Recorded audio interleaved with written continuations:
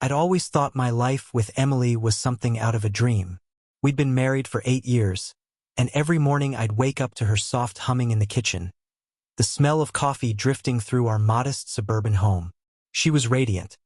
Long auburn hair that caught the sunlight just right, green eyes that sparkled when she laughed, and a smile that could melt away any bad day. We'd met in college, two awkward kids who bonded over late-night study sessions and cheap pizza. I was the quiet engineering major, and she was the art history enthusiast who could talk for hours about brushstrokes and symbolism. Back then, I couldn't believe someone like her would choose someone like me. Steady, predictable, maybe even a little dull. But she did, and we built a life together. Our days had settled into a comfortable rhythm. I worked as a structural engineer, spending long hours designing bridges and buildings, while Emily taught art classes at the local community center. She'd come home with paint smudged on her cheeks, telling me stories about her students, mostly retirees and bored housewives trying to find a new hobby. We didn't have kids yet, though we talked about it often. Soon, she'd say, brushing her fingers through my hair. When the time's right. I trusted her completely. Maybe that was my first mistake. It started with small things I didn't notice at first. She'd linger in the shower longer than usual, her phone buzzing more often on the counter. I'd ask who was texting, and she'd wave it off. Just a student asking about supplies, or the group chat with the girls. I never checked her phone. Why would I? Emily wasn't the type to hide things. She'd always been an open book, or so I thought. But then there was the night she came home late, her cheeks flushed and her hair slightly mussed. "Traffic," she said, avoiding my eyes as she kicked off her shoes. I nodded, sipping my beer, not wanting to push. I told myself I was overthinking it. Marriage is trust, right? You don't question the little quirks. But the quirks piled up. One evening, I found a receipt in her purse. Dinner for two at a fancy restaurant downtown. She told me she was at a staff meeting that night. When I asked her about it, she laughed a little too loudly. "Oh, that? I treated my coworker Sarah to a birthday dinner. Forgot to mention it." Her explanation made sense, but something in her voice, too quick, too rehearsed, gnawed at me. I let it go, though. I didn't want to be that guy, the paranoid husband who sees shadows where there's only light. Still, the seed was planted and it started to grow. By the time winter rolled around, I couldn't ignore it anymore. She'd started dressing up more for work. Heels instead of flats, a touch of perfume I hadn't smelled before. She'd leave early, come home late, and there was this distance in her eyes, like she was looking through me instead of at me.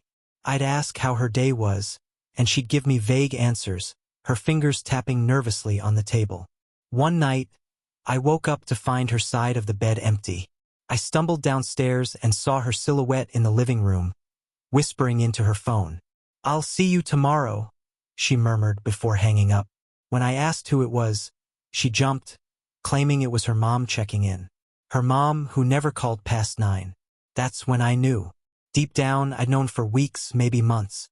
Emily was slipping away, and it wasn't just late nights or forgotten receipts. There was someone else. The realization hit me like a punch to the gut, but I didn't confront her. Not yet. I needed proof. I needed to see it with my own eyes. So I started watching her, quietly, carefully, waiting for the moment she'd slip up and show me the truth. The next few weeks turned me into someone I didn't recognize. I'd always been the guy who fixed problems, blueprints, equations, load-bearing walls. If something didn't add up, I'd find the flaw and correct it. But this was a puzzle I couldn't solve with a calculator or a drafting table. Emily's behavior was the flaw, and I became obsessed with figuring it out. I didn't yell or accuse her. Instead, I watched. I noted the times she left, the excuses she gave, the way her lips twitched when she lied. I started keeping a journal, scribbling down every detail like some amateur detective. Left at 7:42 a.m. Said she had a meeting. Home at 9:13 p.m. Smelled like cologne. Not mine. I hated myself for it, but I couldn't stop. The trust we'd built over years was crumbling, and I was the one chipping away at it, piece by piece. I'd sit at my desk at work, staring at bridge designs, but all I could see was her face. those green eyes hiding something I couldn't name. My coworkers noticed. "You okay, man?" my buddy Tom asked one day, clapping me on the shoulder. I forced a smile and said I was just tired. Tired didn't cover it. I was unraveling. One Saturday, she said she was going to a gallery opening with a friend. "It's a local artist, you wouldn't like it," she teased, slipping into a black dress that hugged her curves. She looked beautiful, and for a moment, I wanted to believe her. But I didn't. After she left, I grabbed my keys and followed her. I stayed a few cars back, my heart pounding as she drove past the gallery and into a part of town I didn't recognize. She pulled into the parking lot of a sleek, modern apartment building, and I watched her disappear inside. No gallery, no friend. Just her and whoever was waiting. I sat there for an hour, gripping the steering wheel until my knuckles turned white. When she came out, her hair was messy, her dress slightly wrinkled.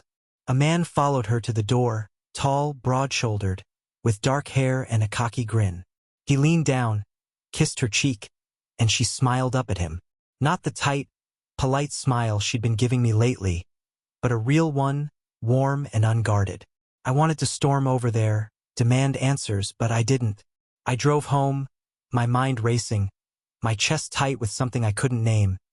Anger? Betrayal? Maybe both. The next day, I dug deeper. I checked her phone while she was in the shower, something I'd never done before. The passcode was still our anniversary. Ironic, right?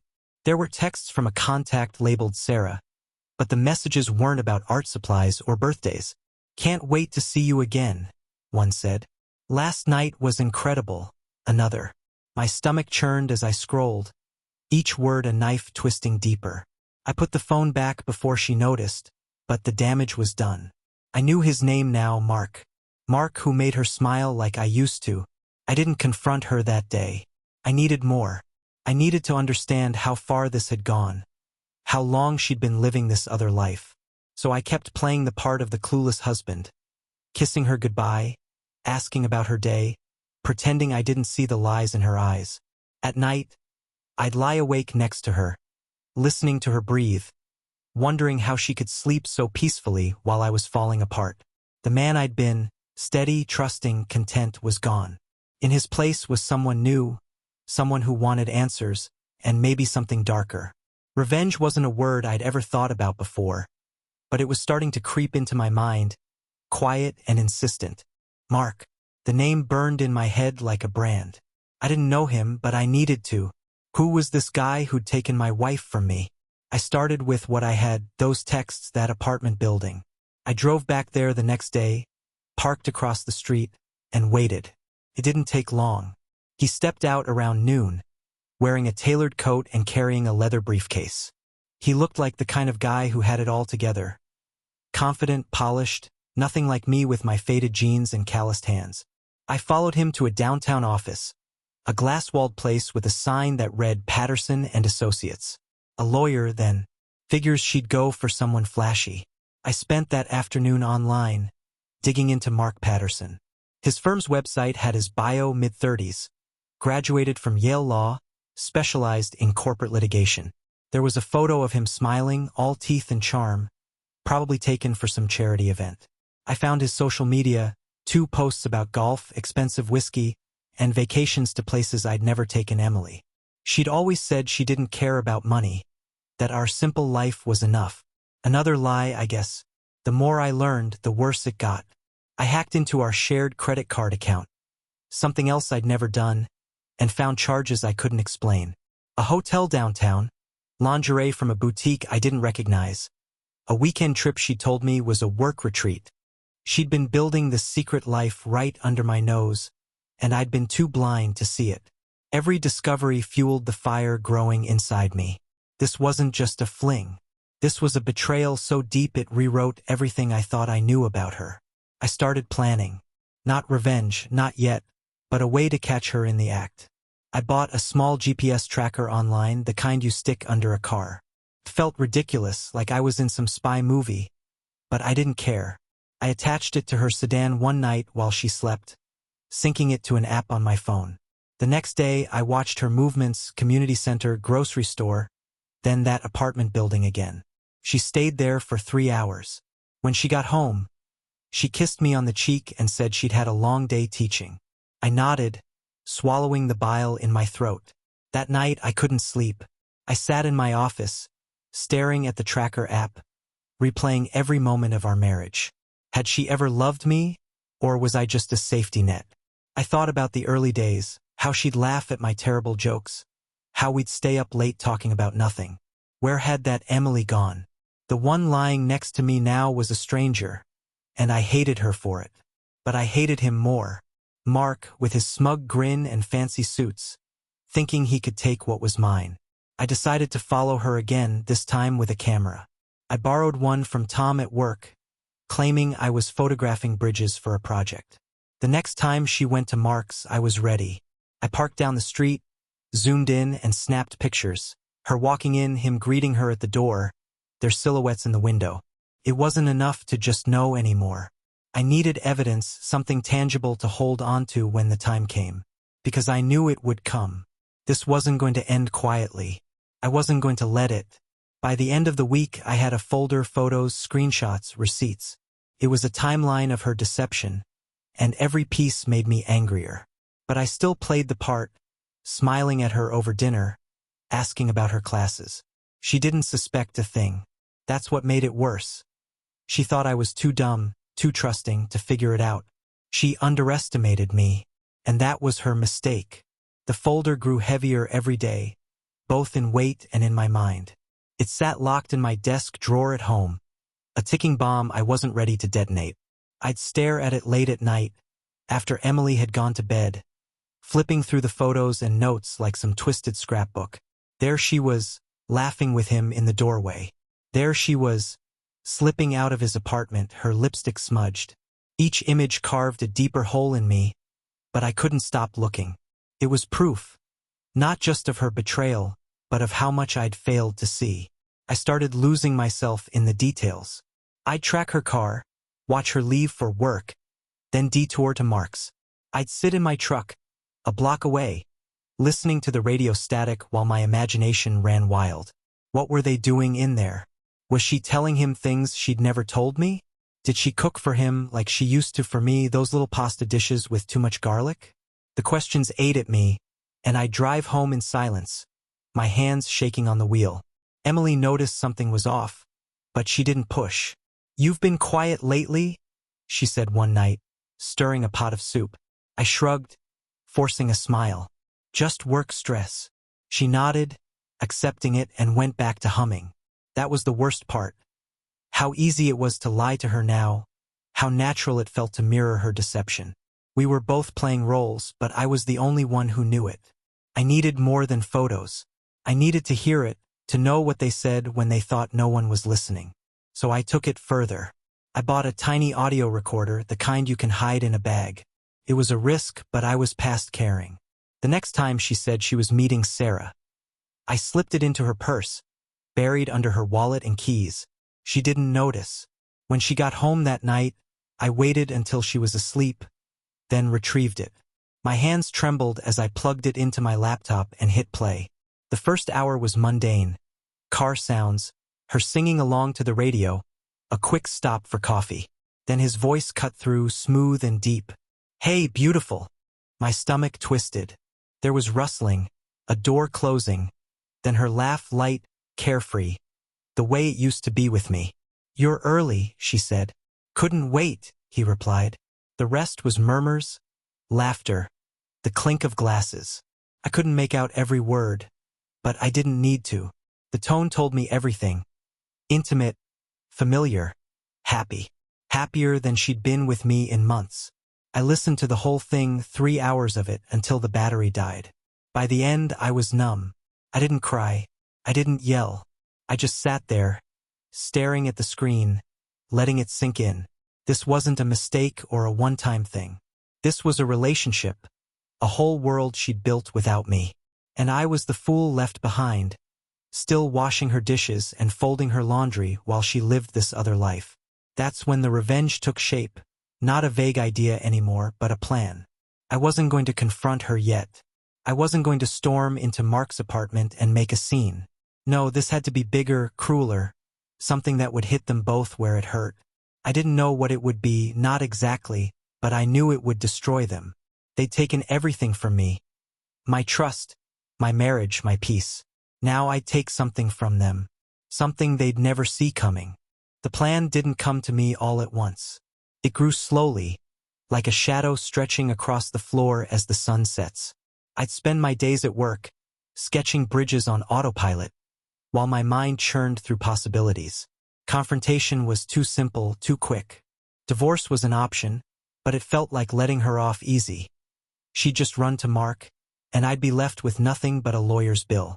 No, this had to be personal, calculated, something that would leave scars they couldn't hide. I started with Mark. He was the key, not just the other man, but the one who'd swaggered into my life thinking he could take what he wanted. I dug deeper into him, beyond the polished surface. His law firm had a reputation, big clients, big money, but also whispers of shady deals. I found old articles online, buried in legal forums, about a case he'd won under questionable circumstances. Nothing concrete, but enough to make me wonder. If he wasn't clean, I could use that. I could ruin him. I hired a private investigator, a grizzled guy named Ray who smelled like cigarettes and regret. I met him in a diner across town, sliding him the folder over greasy coffee. I want everything, I said. His finances, his clients, his habits. Ray raised an eyebrow but didn't ask questions. A week later, he delivered. Mark wasn't just a lawyer, he was a player. Offshore accounts, unreported income, a side gig brokering deals for some less than reputable businessman. It wasn't enough to put him in jail, not yet, but it was leverage. A crack in his perfect facade. Emily was trickier. She didn't have a career I could dismantle or a public image to shatter. Her life was quieter, softer, art classes, coffee dates, that damn community center. But she had weaknesses. She cared about how people saw her, her students, her friends, her family. She'd always been the golden girl, the one everyone adored. I could take that away. I could make her the villain in her own story. I started small, testing the waters. I called her mom one afternoon, casual as anything. "Hey, Linda, how's Emily seemed to you lately? She's been so busy." Linda rambled about how proud she was of Emily's teaching, how she was such a good girl. I planted a seed. "Yeah, though she's been out a lot. Late nights, new friends. Hope she's not overdoing it." Linda paused, then laughed it off. But I heard the doubt. It was a start. Then there was the community center. I dropped by one day, pretending to pick up a schedule for Emily. I chatted up her boss, a wiry woman named Claire. "She's been putting in extra hours, hasn't she?" I said, smiling. Claire frowned. "Not that I've noticed." I shrugged, letting it hang there. Little cracks, little questions. People would start talking soon, about her absences, her excuses. The perfect Emily wouldn't look so perfect anymore. At home, I kept up the act, but I let her feel the shift. I'd leave the room when she walked in, stop asking about her day. She'd try to bridge the gap, touching my arm, making my favorite meals, but I'd pull away, just enough to unsettle her. "What's wrong?" she asked one night, her voice small. I looked at her, really looked at her, and said, "Nothing you'd understand." She flinched, and I saw it, guilt, flickering in her eyes. She knew I was onto something, even if she didn't know how much. The real plan was still forming, but it was taking shape. Mark's career, Emily's reputation. They'd both pay, and not with some quick outburst or legal filing. This would be slow, deliberate, a dismantling of everything they valued. I'd make them regret ever crossing me. And when it was done, they'd know exactly who'd brought them down. For the first time in months, I felt something like control. Like I wasn't just the husband she'd discarded, but the one who'd rewrite the ending.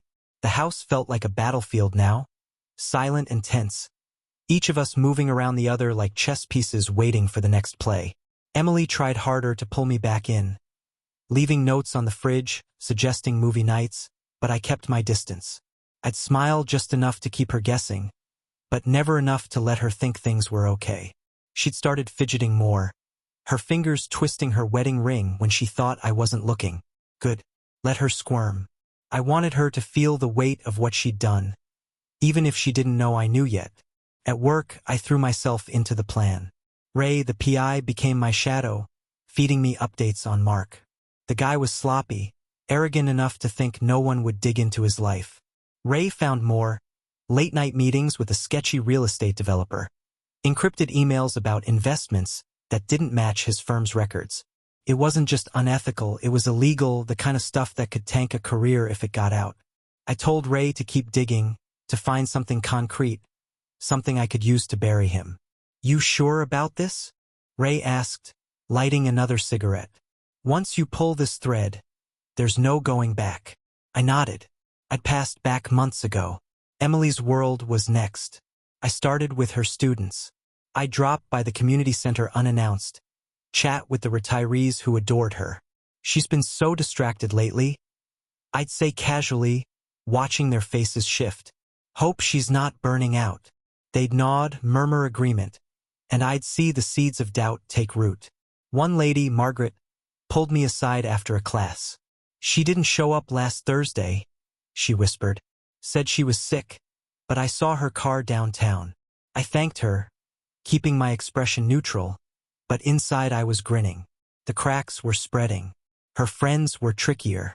Emily's girls' nights had always been sacred, but I'd noticed the same names popping up in her lies: Sarah, Jen, Lisa.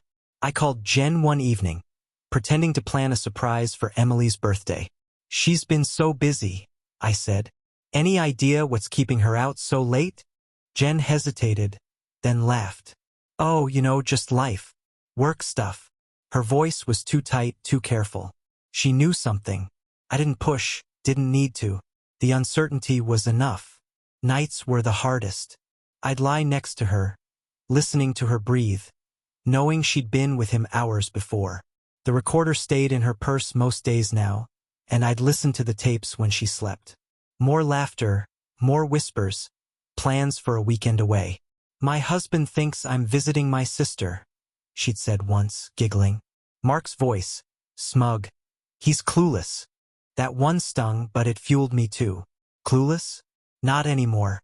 I started sketching out the endgame, something public, humiliating, permanent. Mark's law license, Emily's good name, they'd both go down in flames. I tested her one night just to see how far she'd go. "Let's take a trip," I said over dinner. "Get away, just us." Her fork froze halfway to her mouth. "Oh, I've got this work thing coming up," she stammered. "Maybe next month?" I nodded, letting it drop, but I saw the panic in her eyes. She was running out of excuses, and I was running out of patience. The pieces were falling into place. Soon I'd stop watching and start acting. They'd never see it coming. Ray came through with gold a week later. He slid a manila envelope across the diner table, his grin crooked. "Your boy's been naughty," he said.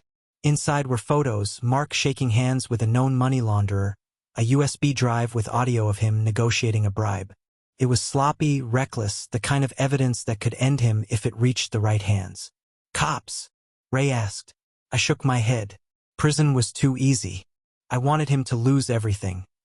His job, his reputation, his pride, before the law even touched him. "Keep it safe," I told Ray. "I'll let you know when." Emily's facade was cracking faster now.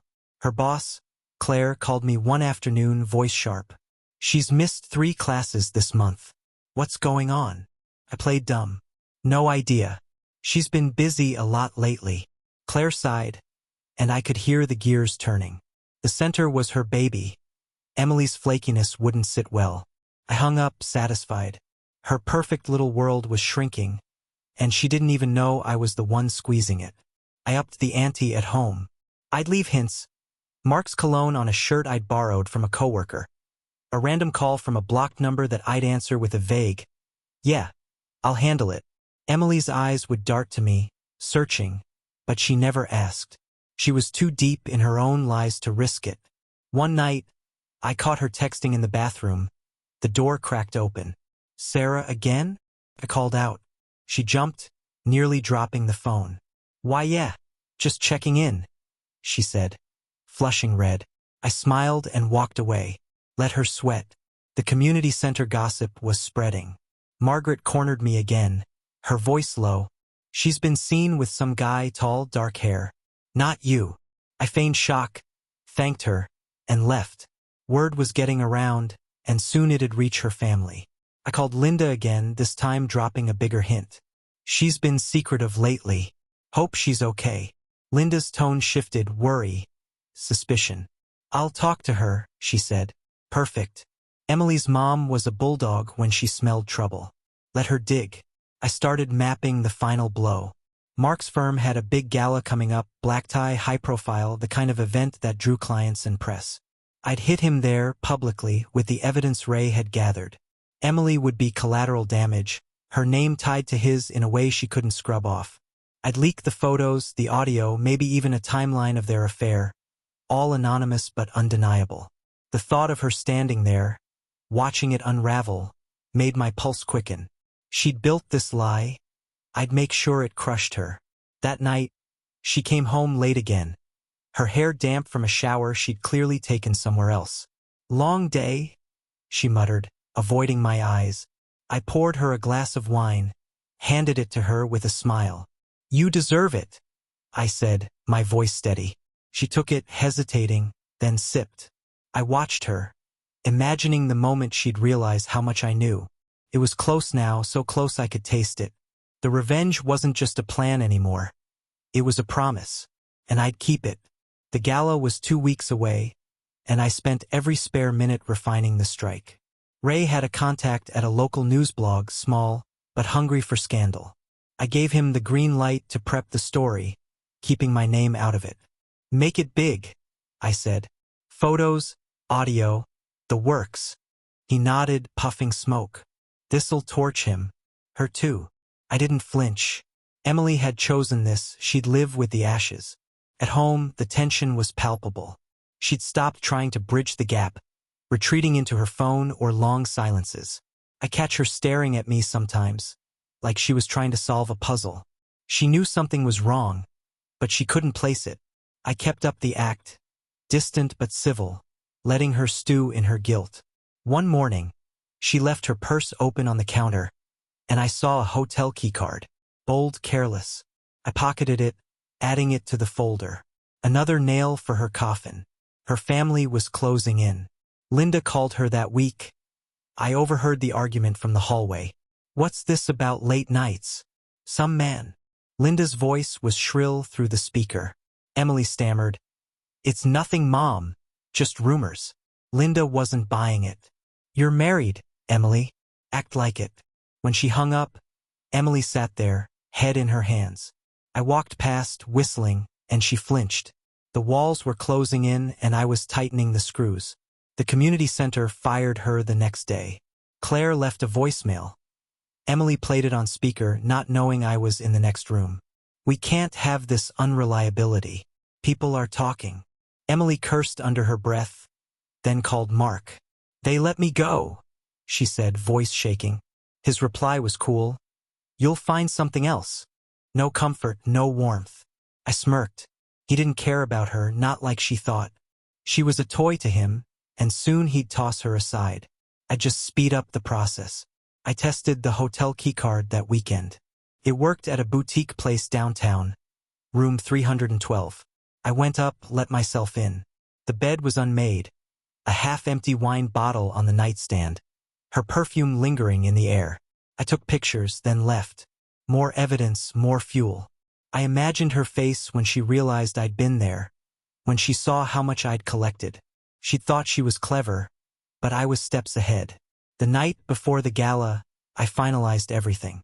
The blog post was ready, headlined Local Lawyer's Dirty Secrets, with a sidebar on the mystery woman.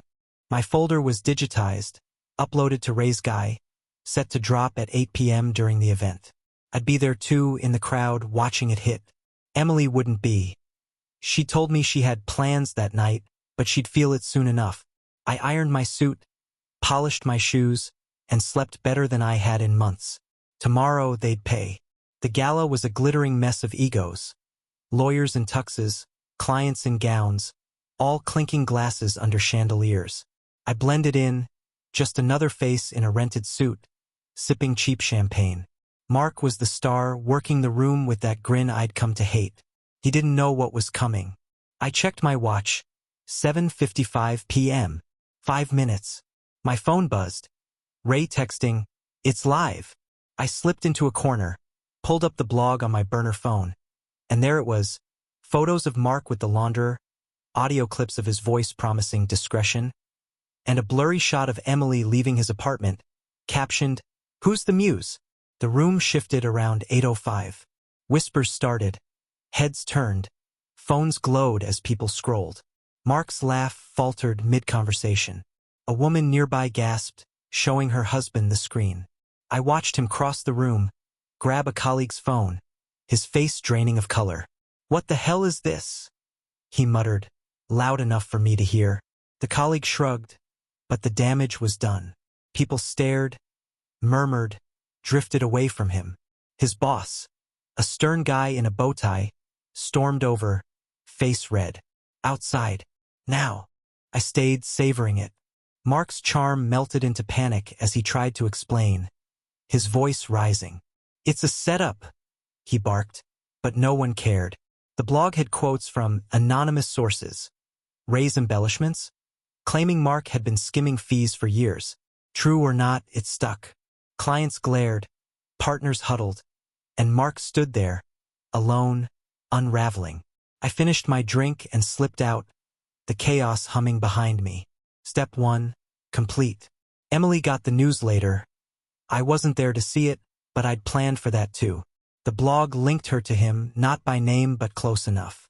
Married art teacher was all it took. Her phone would have blown up, friends, family, former students. I got home before her, poured a whiskey, and waited. She stumbled in at midnight, eyes wild, hair a mess. "Did you see it?" she asked, voice shaking. I played dumb. "See what?" She thrust her phone at me. The blog, the comments, her name already popping up in the threads. "They're saying I'm involved with this guy, some lawyer." "It's lies." I looked at her, calm as stone. "Is it?" She froze, mouth open, then backpedaled. "Of course it is. You know me." But her eyes betrayed her. Fear, guilt, a crack in the mask. I shrugged, took a sip. "People talk. Guess you'll figure it out." She stared, then fled upstairs. I heard her crying, calling Mark, his voice sharp through the door. "Fix this, Emily." I smiled. They were turning on each other already. Perfect. The fallout was swift and brutal. By morning, Mark's firm issued a statement, reviewing the allegations, suspending him pending investigation. His name was everywhere. Local news picked it up, social media shredded him. Clients bailed, his fancy life crumbling like sand. Emily's world imploded too. Linda called her again. I listened from the hall as she screamed, "How could you do this to your husband, to us?" Emily sobbed, "It's not true." But Linda hung up. Her friends ghosted her. Jen texted me later, "Is she okay? People are saying awful things." I didn't reply. Let them talk. She tried to salvage it, cornering me in the kitchen. "You have to believe me," she pleaded, tears streaking her face. "This is a mistake. I'd never..." I cut her off. "Never what? Lie? Sneak around?" Her jaw dropped and I saw it click. She wasn't sure how much I knew, but she knew I wasn't buying her act. I walked away, leaving her there, broken. She didn't follow. Mark called her that afternoon. I tapped her phone by then. A trick Ray taught me. "You said he'd never find out," he snapped. "I didn't think he would," she cried. "You're the one in trouble, not me." He hung up, and she threw the phone across the room. I watched from upstairs, silent. They were rats in a sinking ship, clawing at each other. I'd lit the match. Now I'd let them burn. The community center blacklist spread. Other programs wouldn't touch her. Her reputation trashed. Margaret texted me a screenshot of a group chat. "She's a disgrace." Emily saw it too, slamming doors, pacing. I stayed calm, distant, letting her spiral. That night, she packed a bag, muttering about staying with her sister. "I need space," she said, not meeting my eyes. "Sure," I replied, pouring another drink. She left, and the house went quiet. I sat there, alone, feeling the weight lift. The revenge wasn't done, but the worst was over. They'd lost everything, each other included, and I was just getting started. Emily's absence left the house eerily still, like the calm after a storm. I didn't miss her. Not the way I thought I would. The woman I'd loved was long gone, replaced by the stranger who'd shredded our life without a second thought. Her leaving was just the next domino falling, and I was ready to knock over the rest. I sipped my coffee the next morning, scrolling through the wreckage online. Mark's suspension had escalated. His firm was hemorrhaging clients, and a rival lawyer had already filed a complaint with the Bar Association. The blog post kept gaining traction, comments piling up with speculation about the married woman. Emily's name was out there now, linked in whispers and screenshots. She couldn't hide. I drove to her sister's place that afternoon, not to talk, just to watch. Kate's house was a tidy little bungalow on the edge of town, and Emily's car sat in the driveway, a suitcase half open in the back seat. I parked a block away, sipping gas station coffee, waiting. Kate came out first, arms crossed, face tight. Emily followed, gesturing wildly, her voice carrying faintly through the cracked window. "He's ruining me," she shouted. Kate shook her head, said something I couldn't hear, then went inside. Emily stood there, alone, kicking the gravel. She looked small, defeated. I didn't feel sorry for her. I felt satisfied. Back home, I dug into the next phase. Mark was down, but not out, not yet. I wanted him finished, his name so toxic no one would touch him. Ray had more dirt, tax evasion, a hidden property in the Caymans. I packaged it up, sent it anonymously to the IRS and a few of his bigger clients. Let them chew on that. Then I turned to his personal life. His social media was still up, locked but not deleted. I'd cracked his password weeks ago. Arrogant idiot used his dog's name, and now I had access. I didn't post anything, not yet. I just watched, waiting for the right moment to twist the knife. Emily called me that night, her voice shaky. "Can we talk?" she asked. I leaned back in my chair, staring at the ceiling. "About what?" She hesitated. "Everything. I messed up. Okay? I just need you to hear me out." I let the silence stretch, then said, "Not now. Maybe later." I hung up before she could argue. She didn't deserve my time, not yet. I'd let her dangle, let her think there was a chance, then pull it away. Cruel? Maybe. But she'd earned it. I slept better that night, the plan humming in my mind. Mark's ruin was in motion. Emily's was accelerating. Her sister wouldn't shelter her forever. Kate had always been practical, and Emily's drama would wear thin. Soon, she'd have nowhere to go but back to me, or out on her own with nothing. Either way, I'd win. The revenge wasn't loud or flashy anymore. It was quiet, methodical.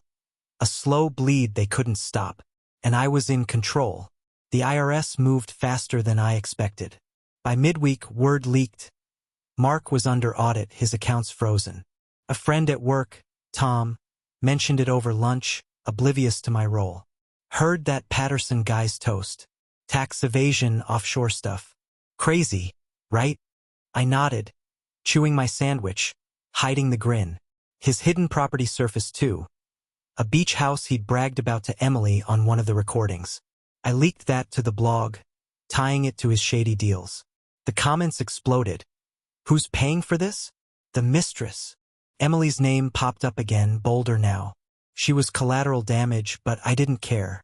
She showed up at the house that evening, unannounced, eyes red and puffy.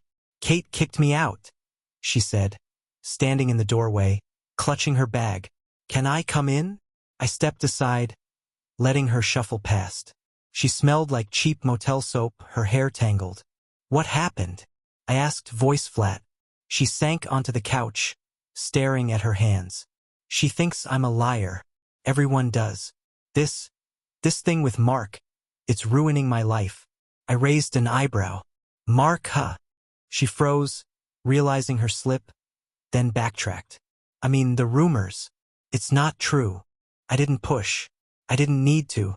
She was unraveling, her lies tripping over each other. "You can stay tonight," I said. Guest room.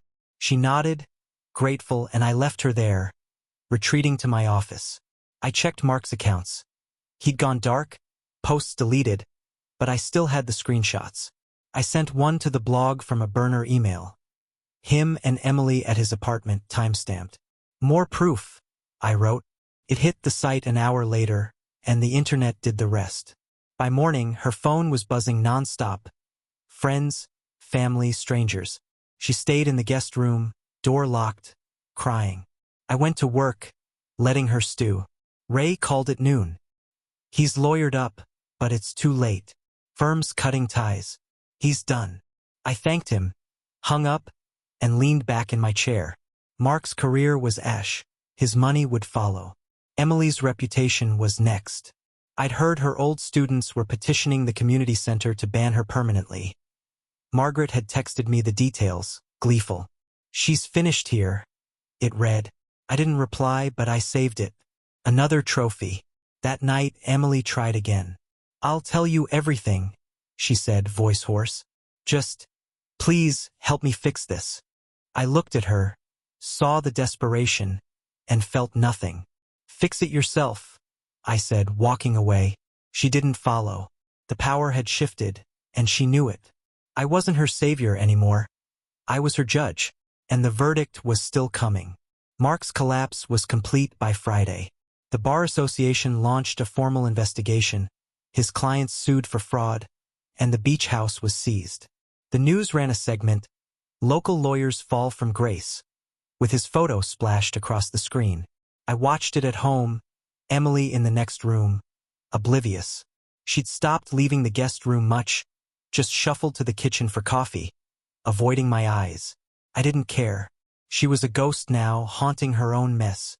Her phone kept ringing, Linda, Jen, even Claire, probably to twist the knife. She ignored them all, but I saw the toll. Her face was gaunt, her hands shaky. I can't do this, she muttered one morning, staring at the wall. Then don't, I said, pouring my cereal.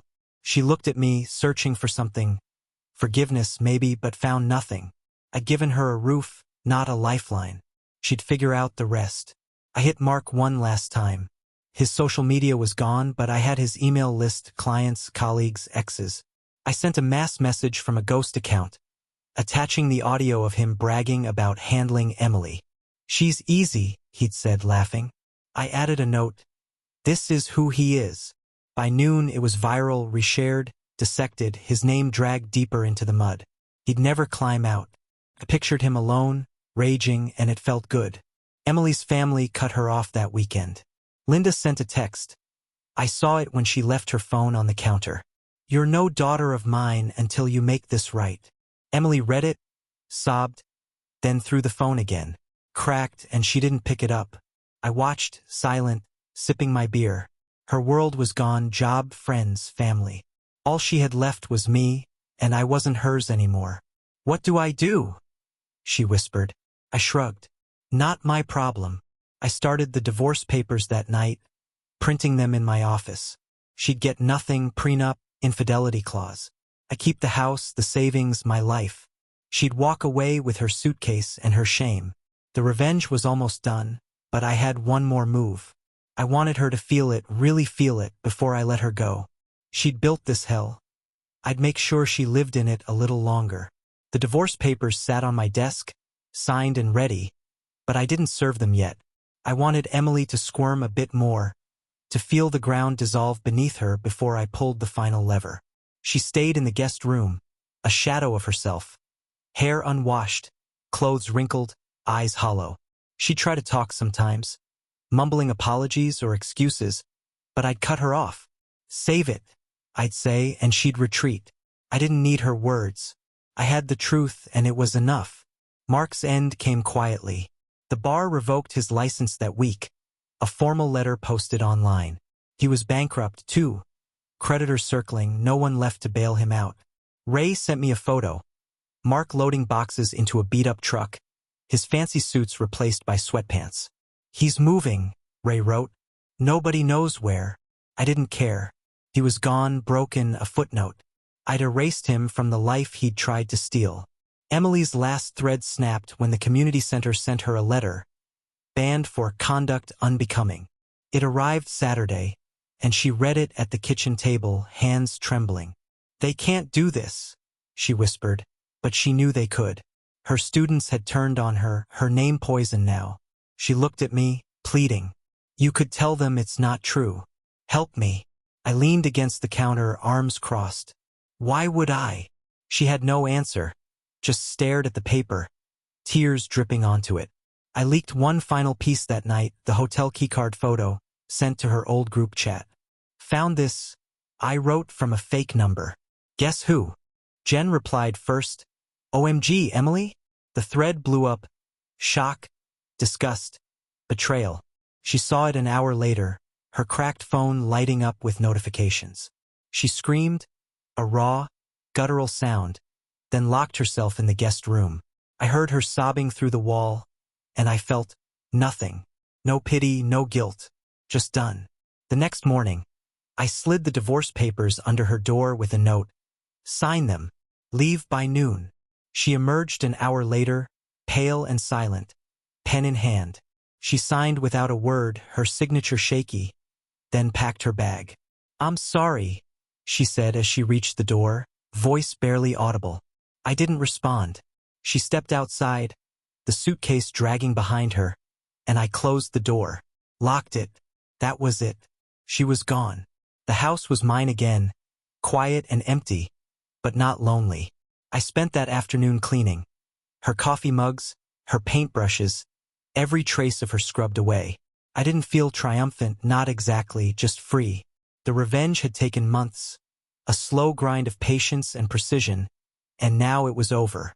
Mark was a pariah, stripped of everything he'd valued. Emily was a shell, her life in ruins, no one left to catch her fall. I dismantled them both, piece by piece, and walked away whole.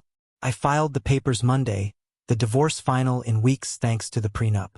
She didn't fight it, couldn't really. I kept the house, the savings, my steady job. She got nothing but her shame wherever she'd gone. I heard rumors later, living in a cheap apartment, working some dead-end gig. I didn't check. Didn't need to. She was out of my story. Mark surfaced once, months later, in a grainy photo online, pumping gas somewhere rural, face gaunt. His fall was complete, his name a punchline. I saved the image, not out of spite, but as a reminder. I'd won. They'd thought me weak, clueless, a stepping stone. I proved them wrong. Life moved on. Work picked up, new projects, new bridges. Tom invited me out for beers, and I went, laughing for the first time in ages. I didn't date, not yet. Trust was a wound that'd take time, but I was okay. Better than okay. The folder stayed in my drawer, a relic of the war I'd fought and won. I didn't need it anymore, but I kept it, just in case. Looking back, I don't regret it. They'd taken my world. I'd taken theirs. Fair trade. I sit on my porch now, coffee in hand, watching the sun rise over a life I'd rebuilt. It's not the one I'd planned with Emily, but it's mine, and that's enough.